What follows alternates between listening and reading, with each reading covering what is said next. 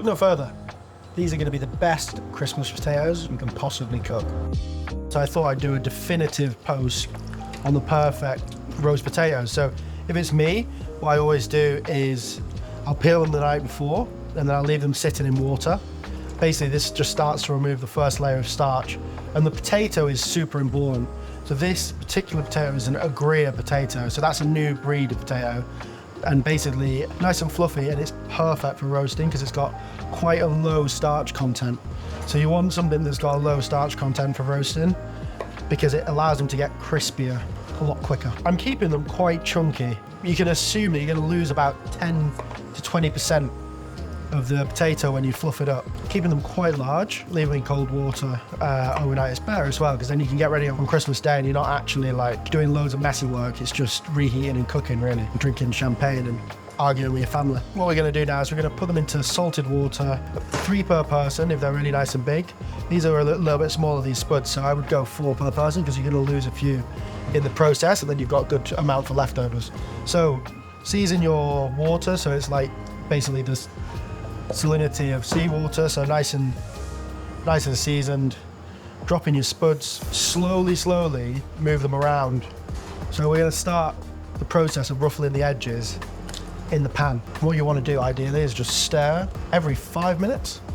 They're going to cook for about 35 minutes until they're super soft. And we're going to take them off, let them steam, give them a good ruffle, let them steam a bit more, and then cook them in a load of fat. An amount of fat that makes your grandparents gasp. So that you can see they're just bubbling away, but really gently. They'll be going for about 20 minutes. Just stirring them just starts to ruffle these edges lightly. And you can already see that's going to be a beautiful roast. So keep them stirring every 5 minutes. They've got another 15 minutes to go. Whilst we're doing that, we can get our tray ready with the oil. A nice deep tray. The ratio I'm going to use here is 50-50 duck or goose fat. I only really do this at Christmas because I think that the duck fat is just that extra step of indulgence. Normally speaking, I would actually just use cooking oil because it's got a higher burning point. So in a separate pan, I'm just going to get some fat for basting. As soon as those cool potatoes hit that fat, they're going to start the crisping process straight away. And then this is going to be heated up to almost to smoke point. And then we're going to pour the boiling oil all over the potatoes so we don't have to move them around and ruffle them in the tray before they've been in the oven and set as a roast potato. And I'm almost, I'm stirring them, but equally going against the grain as well, so they sort of have to bash together a little bit and just start forming those little ridges all over the spuds. I already see them starting there. That's what's going to get super crispy when the fat gets in between there. So this is the final result. So you can see what you've got is this ultra craggy potato. And the best potato, like the best roasties, is almost when you go just a little bit too far. So these are completely cooked all the way through now. And what we're going to do is pass this off. And we want to be super gentle with them at this stage because they're going to be really delicate. We're going to just let those steam out now. We'll whack them back into the pan. And then this water, really good for your gravy. So it's going to add starch, which just basically starts to the process of thickening your gravy. So you save that and use it for any way of cooking your other vegetables or your gravy. It's just get better and better. So we're just gonna let these steam out for a couple of minutes. And at this point, what we do is season them now. So that means that they've had that initial salt on them, but also the salt will just help to draw out any moisture from the potato. So add another little bit of seasoning now, and you shouldn't need to season them much after that. Okay, so these guys have been steaming now for about 5 or 6 minutes. I'm just gonna whack this bowl on the top, and then I'm just gonna do a really light fluff. Check them to make sure they're not getting too beaten up. And you can see already, look, that's exactly what we want. So like I say, you will lose a couple of potatoes in the process, but it's worth it. Absolutely banging roasties. And that's what you're looking for all over, that crisp and crag. So we'll just go a little bit more. Okay, so there we have it. Really super fluffy.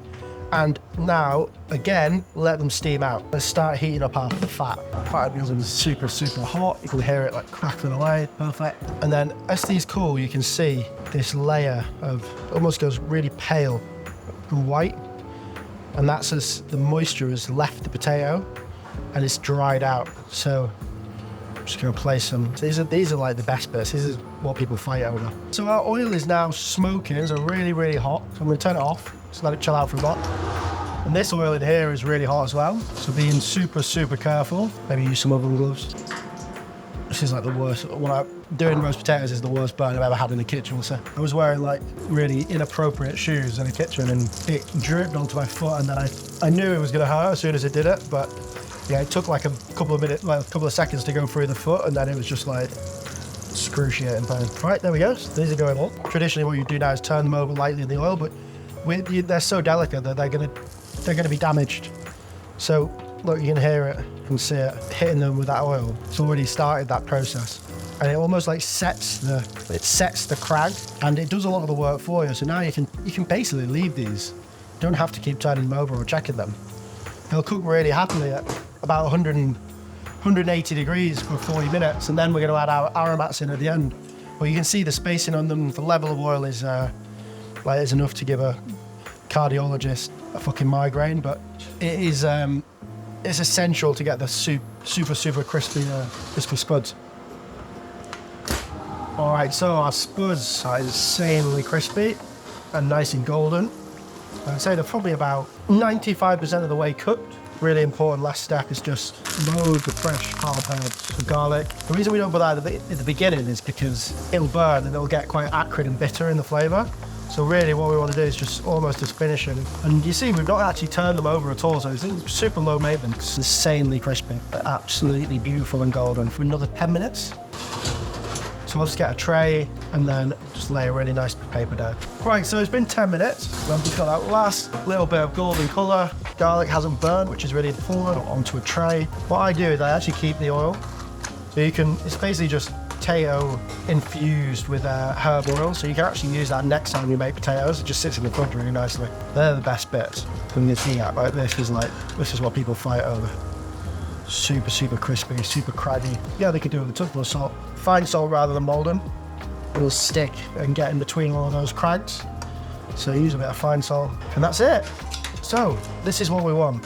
This is our perfect spud. So we've got really nice bits of potato in there, but it's also broken down enough so you get this like ridiculous layer of crisp and crag. So these fissures and these little bits of these inconsistencies is what gives you the perfect roasty. Perfectly crispy on the outside, super fluffy in the middle.